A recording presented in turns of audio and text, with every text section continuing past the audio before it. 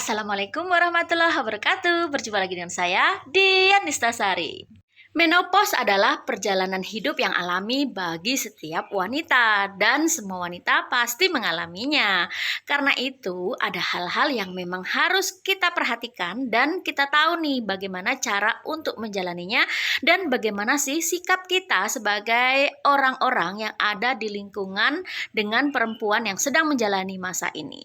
Yuk, kita simak ceritanya. Biasanya nih, wanita yang sedang menopause menderita beberapa gejala sebagai berikut. Merasa panas di semua badan dan berkeringat, kemudian nyeri tulang, adanya gangguan pencernaan disertai dengan selera makan yang tidak menentu. Kadang-kadang pengen makan banyak, kadang-kadang nggak pengen makan. Kemudian adanya perubahan siklus haid yang tidak menentu karena vagina mengering. Kemudian kadang-kadang juga ada yang lesu, sakit kepala, pusing, tidak bisa tidur, dan jantung berdebar-debar, serta selalu merasa khawatir tentang hal yang tidak pasti.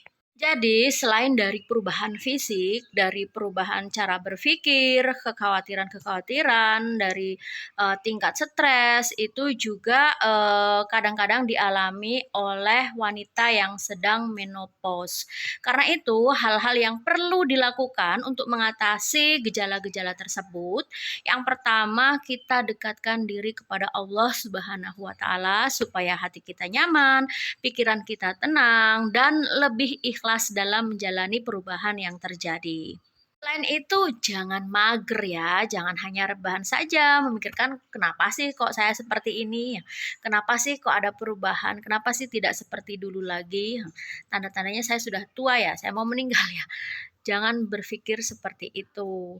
Tetap lakukan aktivitas fisik seperti biasanya, mengurus rumah tangga, membersihkan rumah, kemudian bersosialisasi dengan tetangga dan dengan teman-teman, mungkin teman sekerja dan lain-lain.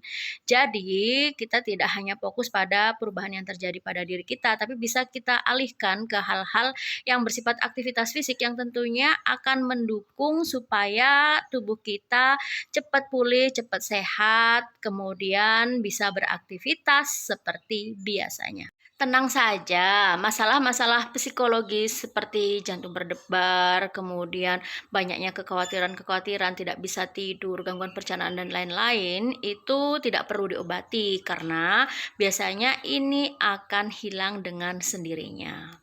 Tapi kalau sakitnya berkepanjangan, maka bisa konsultasi dengan petugas kesehatan secara teratur untuk mendapatkan pengobatan dan cara yang tepat untuk menghadapi gejala-gejala yang timbul tadi. Dan yang pasti, jangan lupa makan makanan yang bergizi dan seimbang sesuai dengan porsinya ya.